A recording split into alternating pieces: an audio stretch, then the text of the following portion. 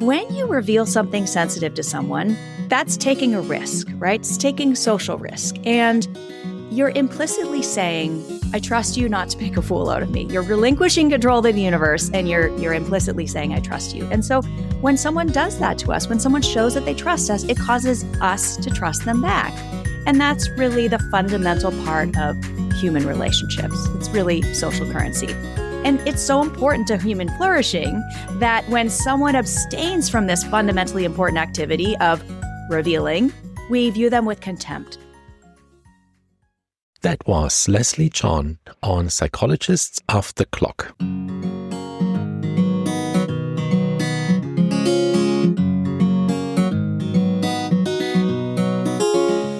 We are 5 experts in psychology here to bring you cutting-edge and science-based ideas to help you flourish in your relationships, work, and health. I'm Dr. Debbie Sorensen, a clinical psychologist practicing in Mile High, Denver, Colorado, author of Act for Burnout and Act Daily Journal. From America's Heartland, I'm Dr. Emily Edlin, a clinical psychologist based in Chicago, Illinois, and author of Autonomy Supportive Parenting. Calling in from Vienna, Austria, I'm Michael Herold, ACT coach, confidence trainer, and the author of an upcoming book on developing your confidence and social skills. From Boston, I'm Dr. Yael Schoenbrunn, faculty at Brown University and author of Work, Parent, Thrive, and an upcoming book about misunderstanding. And from coastal New England, I'm Dr. Jill Stoddard, author of Be Mighty, The Big Book of ACT Metaphors, and Imposter No More. We hope you take what you learn here to build a rich and meaningful life. Thank you for listening to Psychologists Off the Clock. Hey listeners, just a super quick reminder that you can listen to the podcast ad-free by supporting us on Patreon for just $5 a month.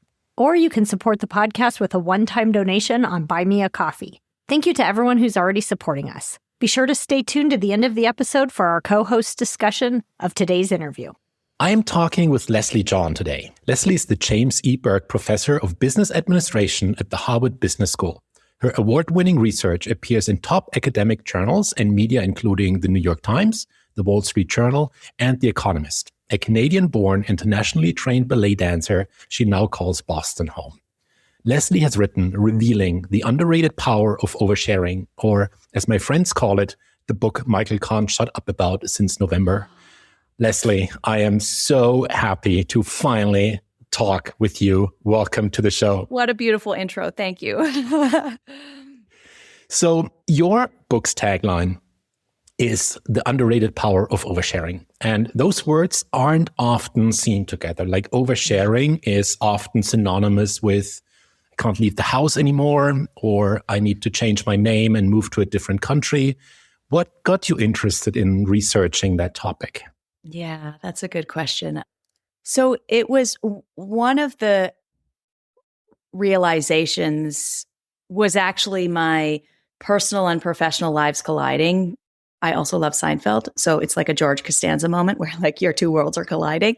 And so the first maybe 10 years of my academic career, I had studied self-disclosure, but in a very narrow way. I had studied it online, social media, how we make all these mistakes, how the Virgin Atlantic flight attendants who were venting about their employer on Facebook and then they get fired, right? So all these mistakes we make.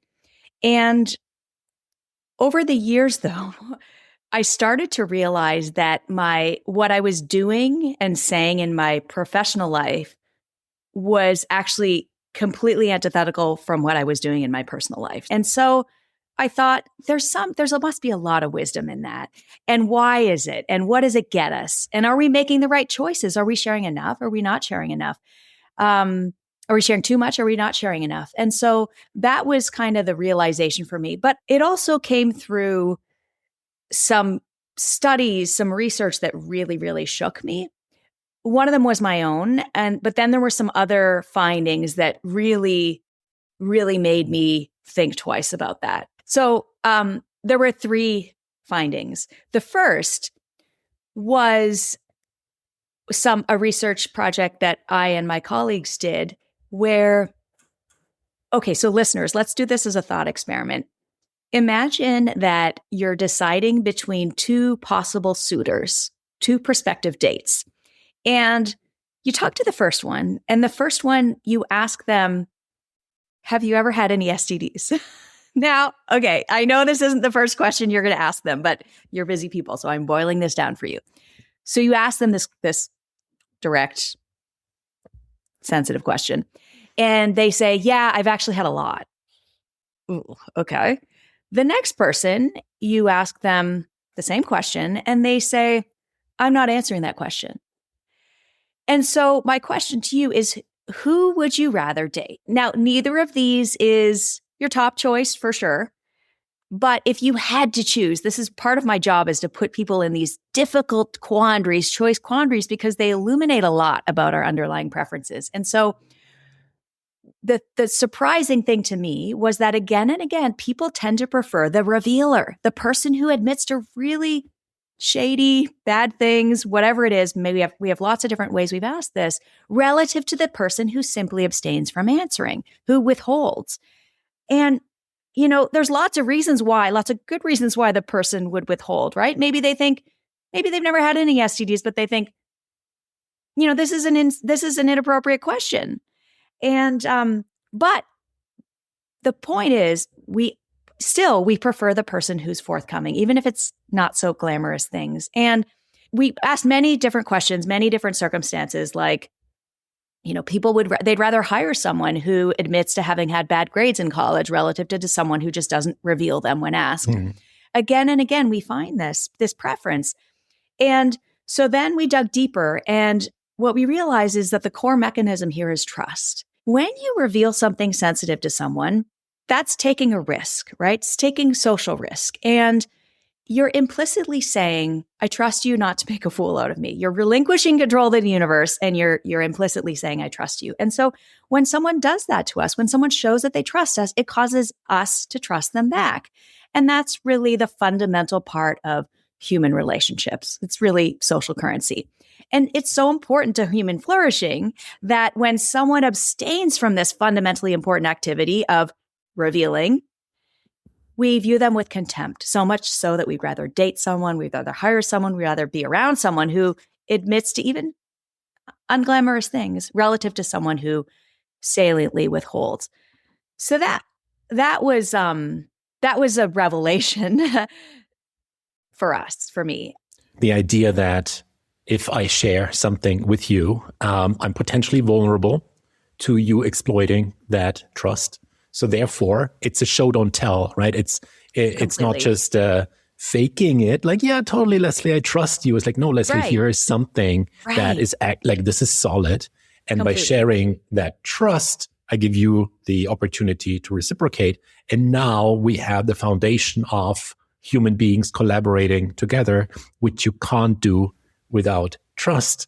And suddenly, I remember you used the examples in the book that you also had was, did you commit a crime, or did you do insurance fraud or stuff like that, where people then either, actually, I did that a couple of times, where people said, no, sorry, I will not answer that question, which is the wah of trust building.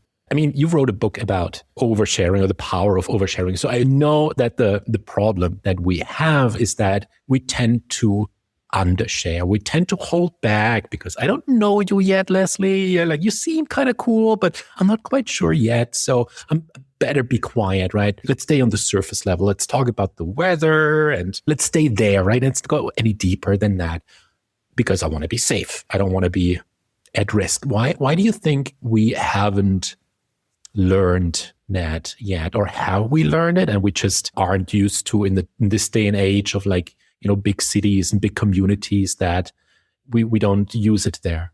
Where's the disconnect there? Right. That's a great question. So when we quote overshare, when we say something that we immediately regret having said, we immediately see the negative consequences, right? So we see, if we say something a bit off, we see people's faces. We get social feedback, and we're exquisitely sensitive to social feedback. And those times when we go a little across the line a little bit, we're in a way overweighting them, right? Because we say something a bit cringy, the person reacts negatively, and then we're like, oh my goodness, this is the end of the world. And that horrible feeling, that regret loop, the rumination loop, the disclosure hangover, that is something that we then learn to fear and dread. And so then we censor ourselves, right? The problem, though, is that what we don't see, we don't get vivid feedback on the missed opportunities of not sharing, right? And even saying that sentence is hard to understand cognitively. It's a lot of negatives. The things we didn't get from not sharing, like it's hard to wrap our brains around that. It's like when I get a cringe for telling my landlord about, I don't know, something. And then it's like, oh no, did they really say that? And it kind of like hurts. It's that sting. But Yes. I don't have that from the 10 opportunities that I had to share something with my friends and I didn't.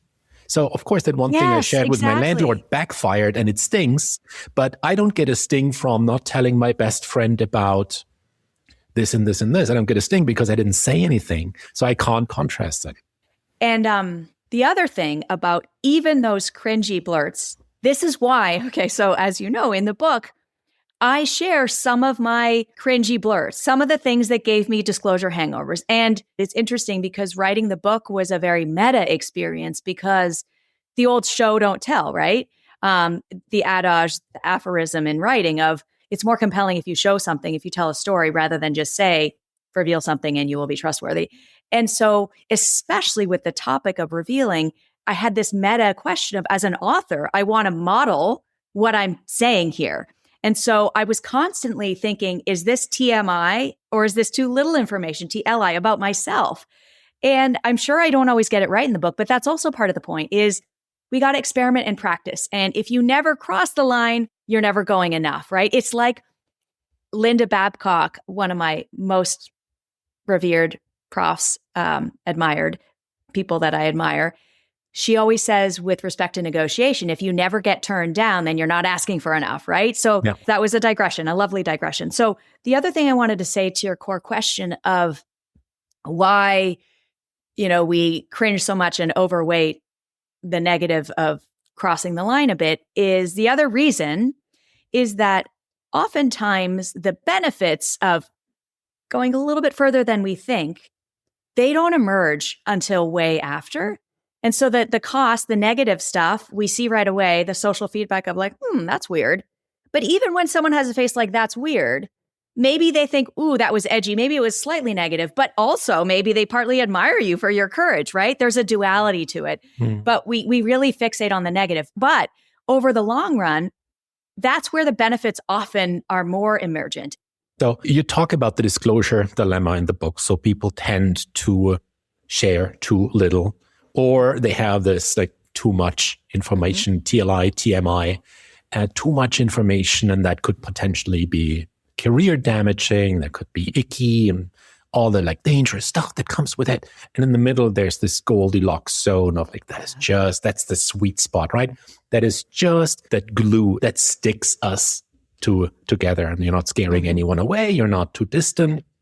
It's just sweet.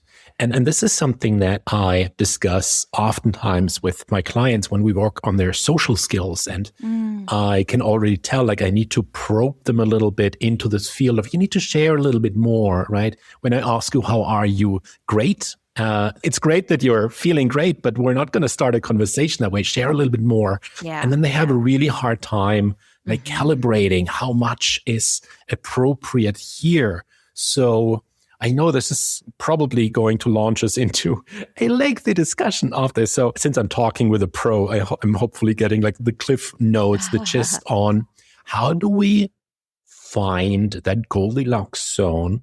How do we navigate in it? And how do we also course correct if we're now, the two of us, we're having an open conversation, but at one point I might realize, oh, Michael, you need to like slow down a little bit. Like, are there some guidelines around this that you found that you can recommend? My general guideline is try going a little bit deeper than you ordinarily would. Try saying a little bit more than you ordinarily would. Not a lot more, not full-throated, everything that's on your mind, but a little bit more. Now, what does that mean? So one way of thinking about it is, imagine you are watching your kids play soccer and there's a fellow parent beside you, an acquaintance, and you're watching the kids and you say, hey, oh my gosh, they're so happy. They're smiling so much, right? So that's banal, pleasant. In that circumstance, how could you go a little bit further than you ordinarily would? Well, one thing to think about is instead of just commenting on the situation, go one step deeper by saying what that means to you. For example, here you could say, look at our kids. They're smiling. They're laughing so hard. I don't remember the last time I had a really good belly laugh. This is going a little bit deeper by sharing what it means to you. And that, when you share a little bit like that, it prompts reciprocation. So the chances are your acquaintance is going to now match you and say something about things that make them feel good or happiness or the last time they laughed, right? That's a very common, I would even say human instinct of when someone reveals to us a little bit, then we tend to match or even take it a little bit further, right? And, and if they, for some reason, don't reciprocate, you can ask them a question, which we don't ask nearly enough questions. Questions are such an amazing social tool. You can then say, hey, when's the last time you had a great belly laugh? I love that. And, I just remember during the pandemic when I did these Zoom workshops on conversation skills, we had these role-playing scenarios where two people pretended they just met somewhere, a soccer field or robbing a bank or whatever, and then have a conversation. And I always told them, because I was working with young men primarily in their 20s, very succinct, very precise and to the point. And I gave them the guideline and I said, give the answer and then tell people why you gave the answer. So if you tell me your favorite food is spaghetti, because my grandma is Italian and she made those. Yes, I love that. That's a great tool. I'm going to add that to my toolkit. As a psychologist, I can tell you that regular workouts are good for mental health. What the research doesn't specify is whether those workouts need to happen in cute outfits, but I'm choosing to interpret the data liberally. Of course, buying new gear all the time isn't realistic, but becoming a Fabletics VIP makes it easier. When I signed up as a new VIP with Fabletics, I got 80% off everything, which my therapist side knows is probably activating my reward circuitry, but my runner side doesn't care. The fit's great, the leggings keep their shape, the jackets are warm without being bulky, basically everything you need to avoid the I should turn back thoughts at mile 2. My favorite new pieces are the lightweight adventure jacket and the power hold compression leggings, which are perfect for those chilly morning runs. This membership also gives you access to Fabletics scrubs. They just launched a collab with Nurse John this month, and if you work in healthcare or know someone who does, new VIPs can get a full scrub set for just $15. The scrubs are made with durable water-repellent fabrics, so spills just roll right off and feel far more breathable and flexible than premium scrubs without the premium price tag. It's the same activewear quality, just built for long days on your feet. Fabletics already has incredible deals, and I've got an exclusive offer just for my listeners. Get 80% off everything when you sign up as a VIP. Just head to fabletics.com/POTC, take a quick style quiz, and be sure to select POTC when prompted to unlock your 80% off. That's fabletics.com/POTC. When you're running a podcast or a business, one of the first things you learn is that you can't do everything by yourself. You need reliable partners to support you. For this podcast, it's the amazing Jadine who has our back no matter what. And for your business selling products online, it's Shopify. Shopify is the commerce platform behind millions of businesses around the world and 10% of all e-commerce in the US. From household names like Mattel and Heinz, two staples in my household for sure, to brands just getting started. Best yet, Shopify is your commerce expert with world-class expertise in everything from managing inventory to international shipping to processing returns and beyond. What if people haven't heard about my brand, you ask? Shopify helps you find your customers with easy-to-run email and social media campaigns. Start your business today with the industry's best business partner, Shopify, and start hearing. Sign up for your $1 per month trial today at shopify.com/POTC. Go to shopify.com/POTC. That's shopify.com/POTC. So I've realized that I had a lot of people that I got really good at small talk. And I kind of got them good at this deep, vulnerable conversation discussions as well. But we had trouble with the transitioning from one to the other. How do you know when small talk is over? When has small talk done its job? And how do you then step out of it? Because you can't go from the Lakers game to death of your puppy. Yeah, or that, whatever, or, whatever is most pertinent. So the questions that I introduced was, what do you like most about it? For example, like we're just talking about something, right? Something banal. And then the question comes in, well, what do you like most about this job? What do you like most about being a barista? Or I might go to, what's the funniest thing that ever happened with you? It's interesting because we're often scared to ask about negative things. Yeah. We say, what do you love about the job? Instead of, what's the crappiest thing about this job? But you can see even the way I said that with the forward lean, the negative stuff is actually, it's a riskier topic. So it's in many ways, it's more bonding. Not that we should, there's definitely a problem with talking too negatively all the time. But I think that example of like, what do you love about your job versus what are some of the things if you could change about your job, right? It's more alluring. And in that, as an example there, I do an exercise in class sometimes where I divide the class into two and I secretly give half of the class one question to talk about with their neighbors. And I give the other half a different question. One of the questions is, what do you love about your job? The other question is, when's the last time you cried? And when I tell them what the questions are going to be, the people that I say, the last time you cried, they groan. I get eye rolls, a little bit of contempt. But by the powers invested in me as a Harvard prof, I force them to do it. But afterwards, it's the people that talked about the last time they cried that actually they connect, they bond, they even enjoy the conversation, right? And this reminds me of my colleague, Allison Wood Brooks and Bestie. She studies conversation. And one of the things she's found is that when you ask people what are the questions they want to answer, if you ask them, the last time you cried is one of the things that ranks usually dead last. But when you make them do it, they have a different experience. And I think that's to the point about, again,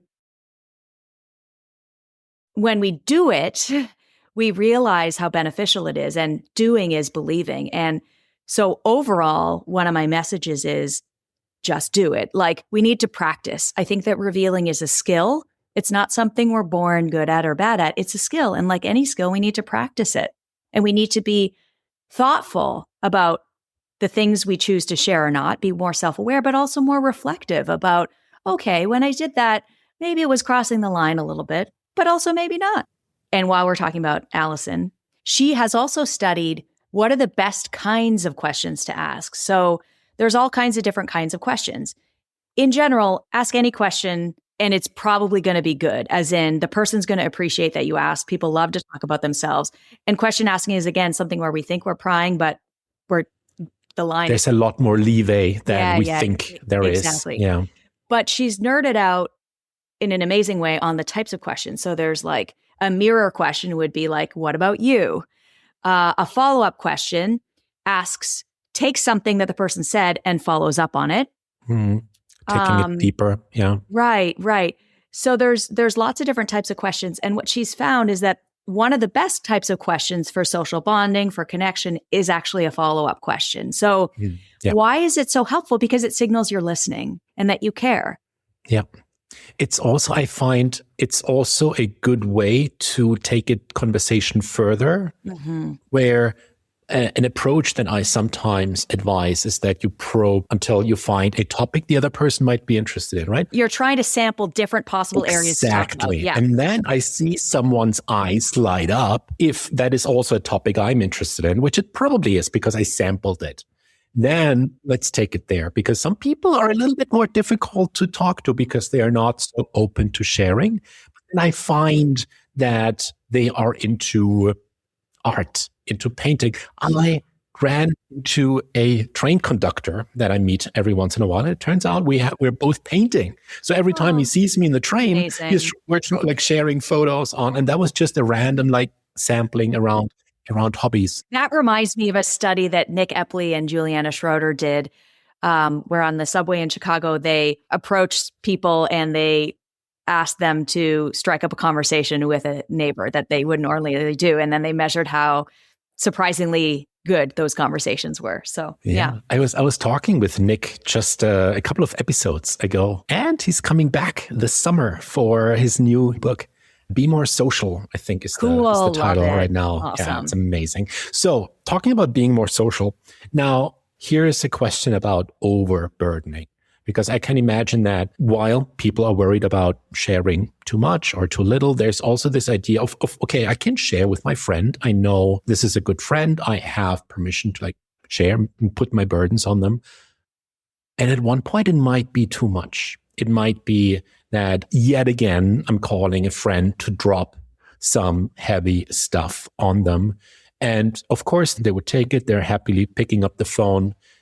And how can I deal with my own questions around is this still okay? Or is this maybe getting too much and I might have to turn this over to another friend or maybe a therapist, a professional? And let me make that a two-part question, a bonus round. Being the one overburdening the other person and or being the one who is overburdened by someone else and having to put the foot down a little bit. Oh, this is so good. Okay, so I was thinking one possible approach here is that if it's a very close friend, you could actually ask them. You could say, I know I've been going through some hard things and I've been leaning on you a lot because I love you. You're such a dear friend, but I worry that I may be overburdening you because you have things going on in your life. And when you think we often hold these things back, this is another thing of wait, the answer is often reveal. I've been discovering in my personal life. So you could talk about it if you're close enough, right? If you're not close enough, then the person may not feel comfortable telling you that you're actually bothering them. They may say, oh no, it's great. But then the overburdening wasn't the primary problem to begin with. Probably was talking to the wrong person. But then if you're like me, what are the cues? If you want to be a little more subtle about it, I guess it depends a bit on the stage of the relationship. If it's a start of a relationship, a start of a friendship, you want to really make sure that it's not the enough about me, let's talk about me syndrome. You want to make sure that you're not the one that's always sharing. So what you want to look for is, are they sharing back? Are they telling me what's bothering them? And if they're not, and you want to deepen the relationship and you don't want to overburden them, I would suggest asking them, being assertive and asking them, how can I help you? Or what's going on in your mind these days? But if it's a relationship that's very established and with a dear friend, that's where the norms of kind of this turn taking, they're much less strict, right? It's needs-based. But still, because you care about your friend and you might worry about overburdening them, that's where I would suggest that talk about it. But then if someone is overburdening you, if you in a friendship feel overburdened, I'm thinking of examples from my life where I have felt this way. And one of the things I've realized as I wrote the book was that, I'm a scholar, I've been studying this for 20 years, but it's interesting how knowing something to be true through research is one thing, but really internalizing it is another. And I found as I was writing the book, I was clicking, internalizing things. And one of the things I internalized is this notion of, there's Dunbar's notion about friendship, and we can only really sustain a few, maybe 6 or 7 super, super close friendships. And I hadn't really internalized that until I was writing the book. And I was realizing, wow, super close friendships. I don't have the bandwidth for more friends because of the nurturing they require, the friendships, in checking in revealing, in opening up and providing support. That's not a bad thing. It's rather we have such finite time that we really need to be careful about who are the people that we really, really want to have, that we're having these nourishing friendships with. And it's kind of actually liberated me to not feel badly about kind of doing, sounds clinical, but an inventory of my friendships. Yes, and, exactly. And some it's pruning necessary. of, right? Some friendships that I was thinking were close, I realized this isn't serving us well and we should be more medium friends. And I wasn't direct about saying that to these people, but there wasn't a text message going I'm downgrading you to medium friend. But it just happens naturally, right? When you think about it, when you're intentional, and it's maybe deep in my core friends, I'm just I would do anything for them. But the medium friends, and it's much less stress. So I guess on the side of feeling, if you feel overburdened, you might ask yourself, is this a friendship that is in the right? Is it, they may think it's a core, but it's not to me and we feel misaligned. And how might I change that? The people that are the best at revealing wisely are are not the people that are chronically open or chronically reserved. They're the people that have the most disclosure flexibility. Yeah. What I mean by that is in their most intimate relationships, they're all no holds barred. They're all cards on the table. But in other situations, they go then to the other span of like, you're in a really competitive, buttoned up professional context, ultra tight, right? And so many people, I think, don't have the breadth. Like we need to expand our range. We need to stretch and have a wider breadth. So there was a term I recently encountered called emotional intimacy, which was defined as having someone in your life that you can tell everything to, everything and anything, right? And I think that's so beautiful. And I think that's what we should be going for in these closest things. And if we're not, I think we're missing out. Since you talked about disclosure flexibility, the interesting thing, I think we would be amiss if we don't touch upon this life domain of career and work, professional life, and the rules that apply there. I've always approached this, I've learned this the hard way, that the work is a different beast than the rest of my life, and that for better or worse, it necessitates some level of strategicness and diplomacy, even though that is not me. I carry my heart on my sleeve. And so I had to learn that the hard way, but you have some insights on that. So I'd love for us to discuss that a little bit. How do we carry that to work? I think a key thing to remember at work is, like in any situation really, but it's really salient at work, we have lots of different roles. So we're kind of moving around the status hierarchy. And when you're a leader, when you're in a leadership, management, high status role, you have more leeway than you think to open up. So what we found in many studies is that when leaders share a little bit more than they think they should, it causes employees to trust them more, to be more motivated to work for them.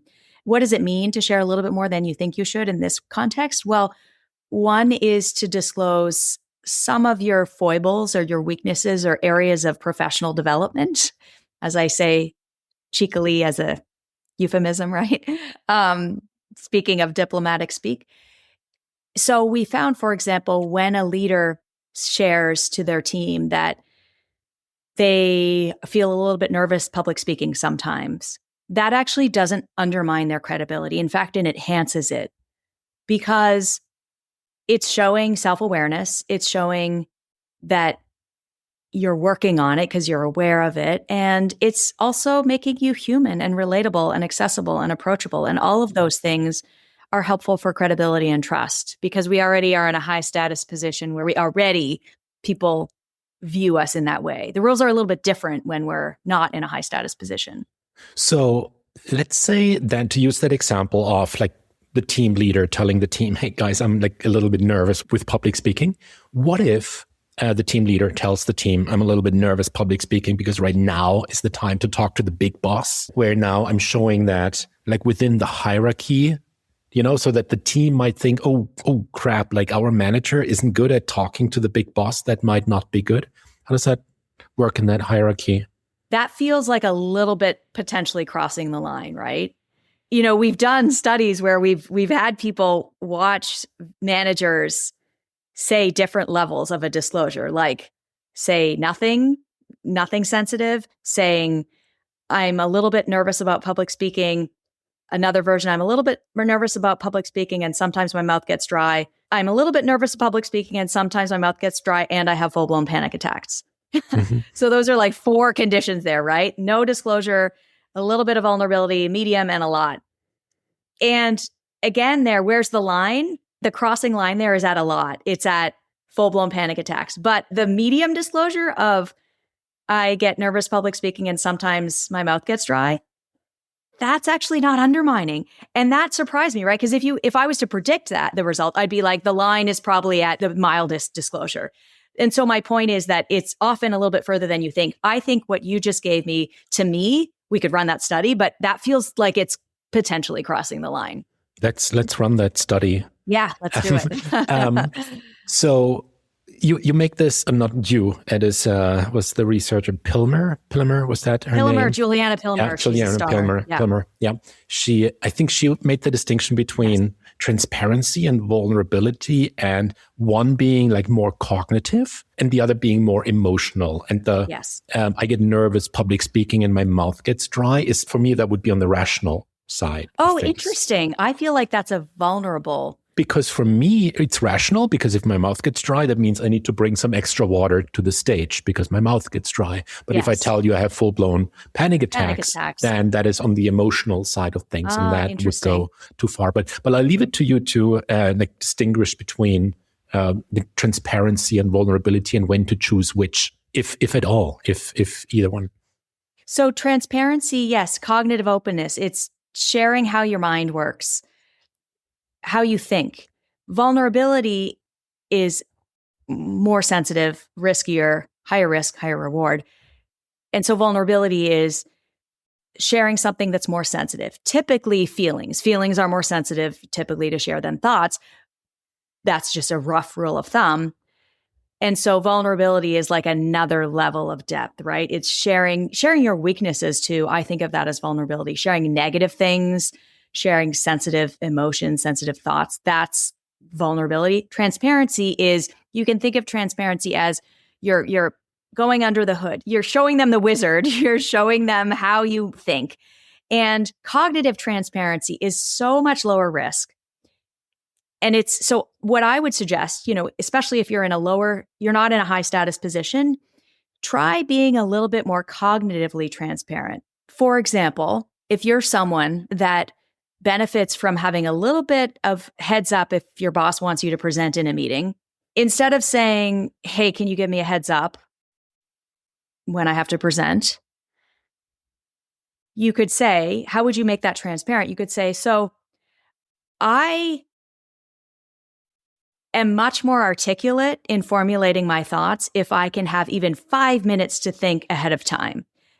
I will be much more articulate and I'll contribute more that's just the way my brain works. Of course, if you cold call me in a meeting, I'm game, but right. So I was more verbose there, but my point is that I'm saying cognitively, the way my mind works is prep is super helpful for me.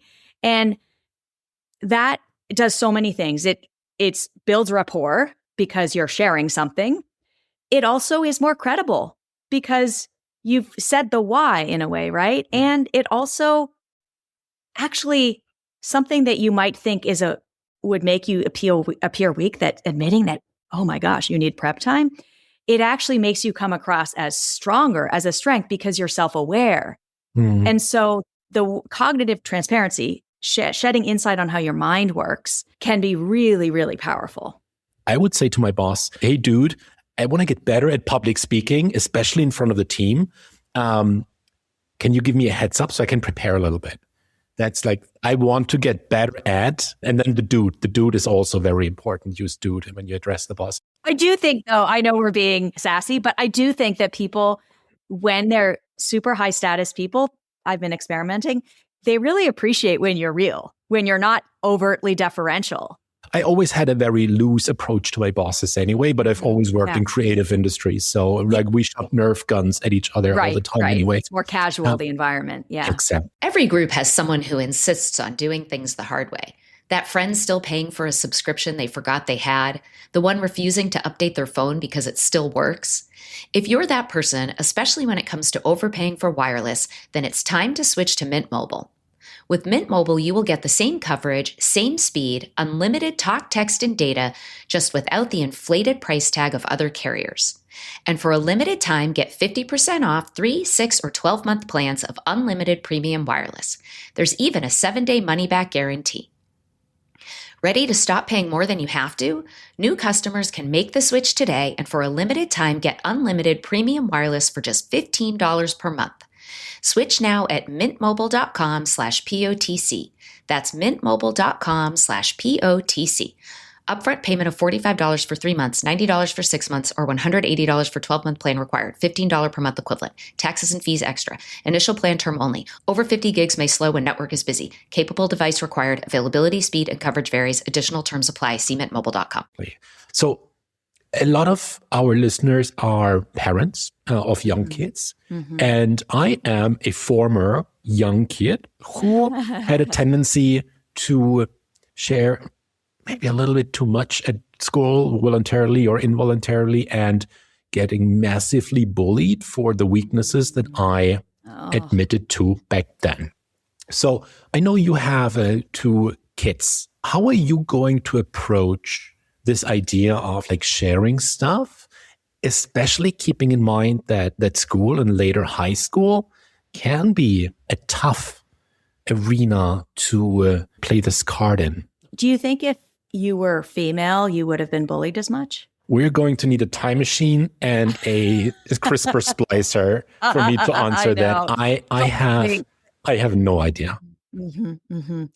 Obviously, I'm asking because I do think that things are different than when we were children, and that there is more openness to males being open. But I do also think and know that there are still some pretty, in my view, toxic cultural norms about, we think men who are vulnerable are weak, and that's a huge problem.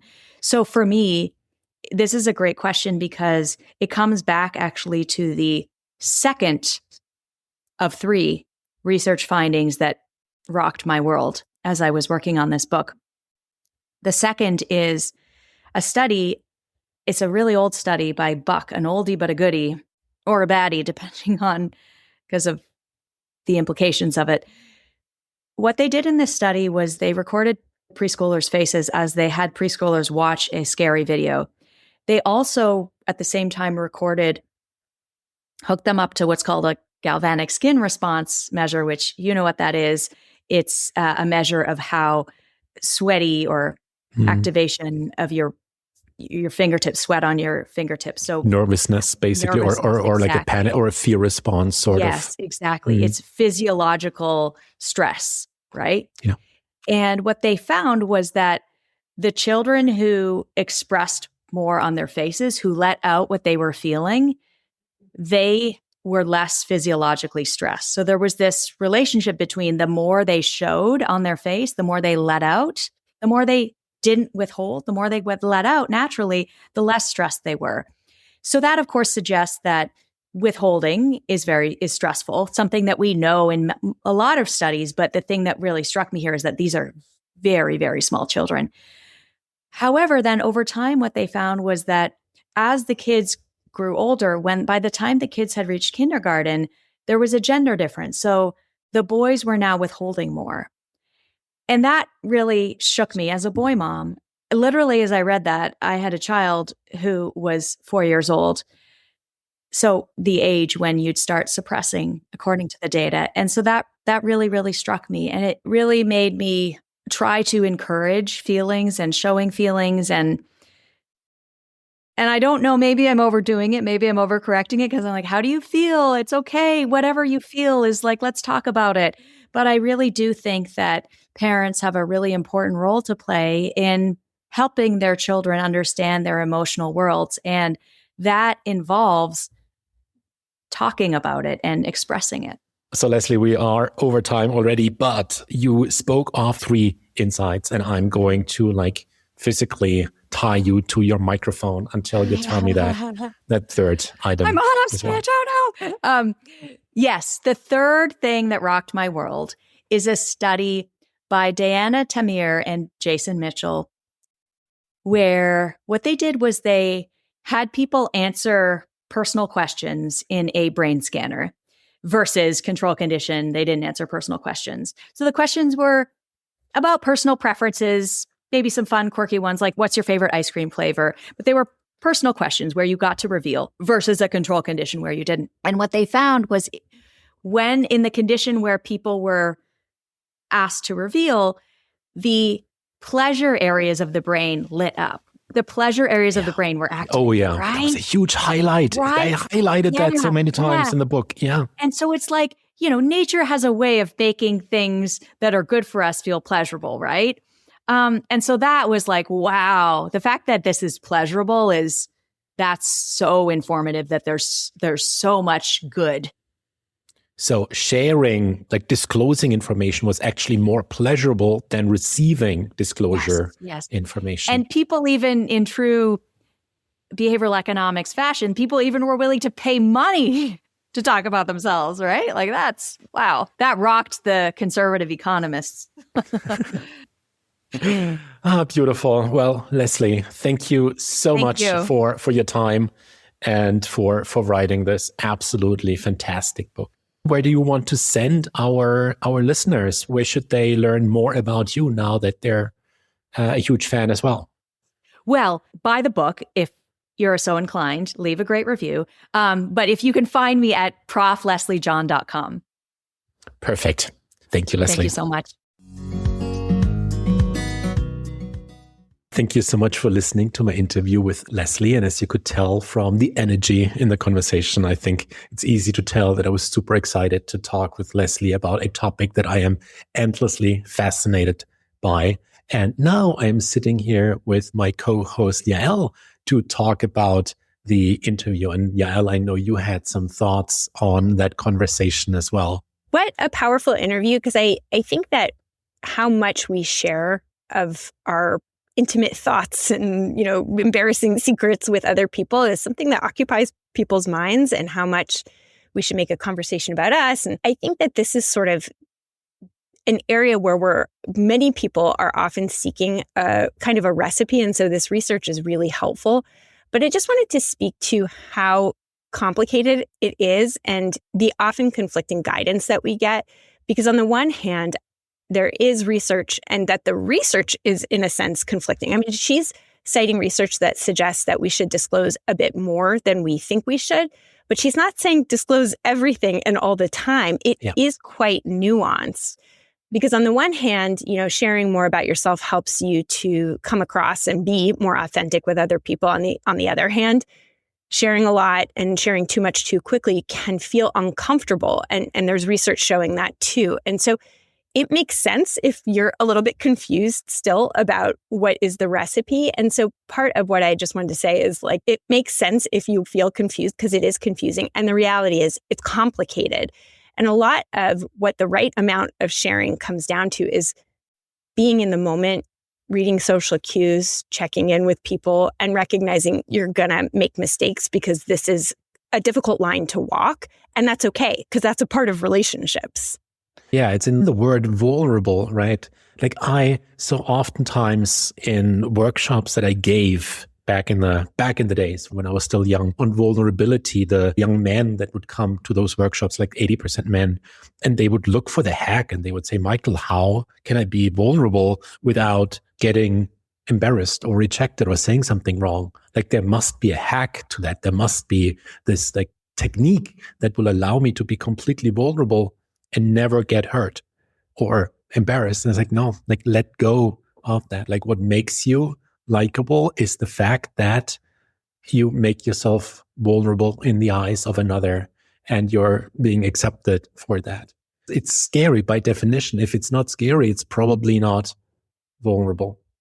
Right. The two go hand in hand. There is a risk of being hurt when you are vulnerable, and there is a risk of being hurt when you are intimate with other people. That's part and parcel of being in a close relationship.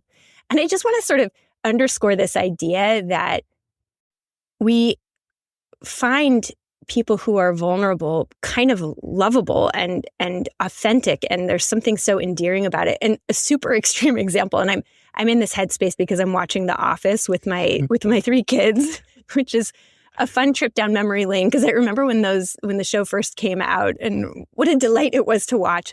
And my kids are so horrified by how much Michael shares about his sex life with Jan, and how he feels and his insecurities, and the things that he says that are so racist and misogynistic, and the things that he says are kind of awful a lot of the time. And yet there's something so endearing about him that is an interesting thing to hold in the, on the one hand, he says all these things that are so off-putting and kind of horrifying.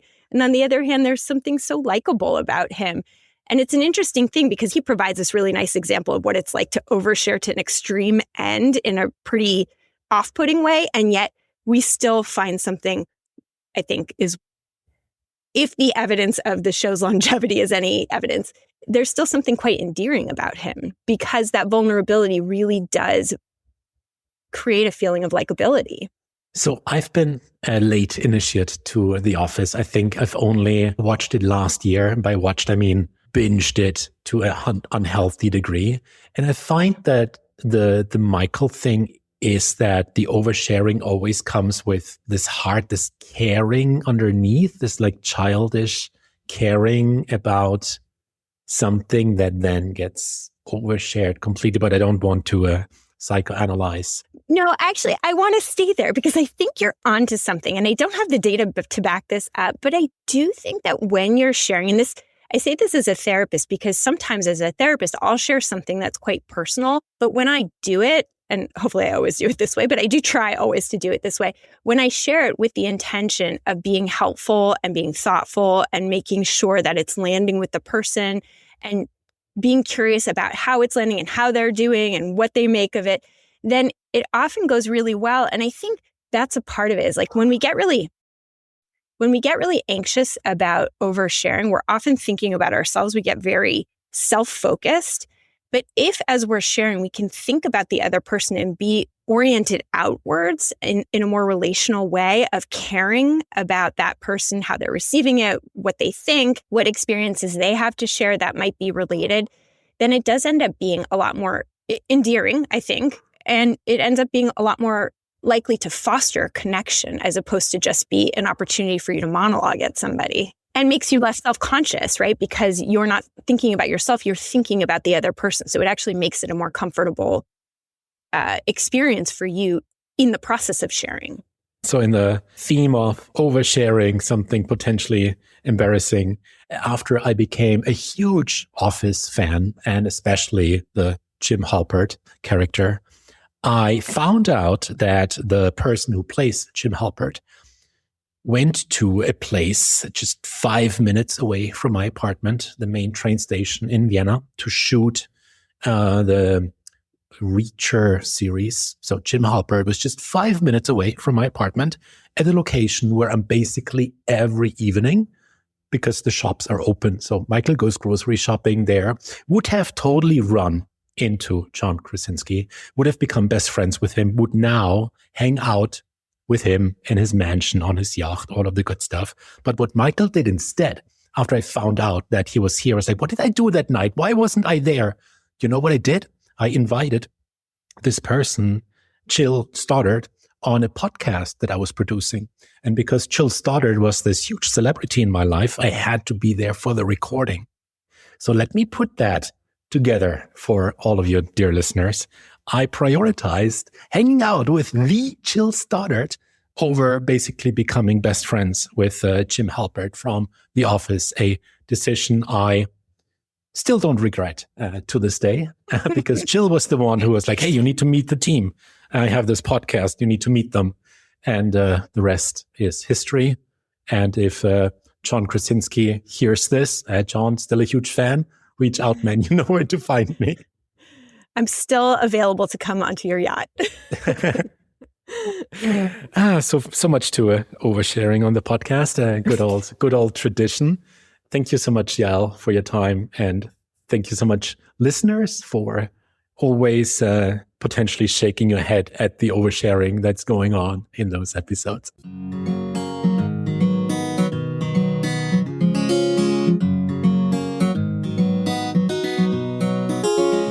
Thank you for listening to Psychologists Off the Clock. You can now listen to our podcast ad-free by becoming a supporter on Patreon.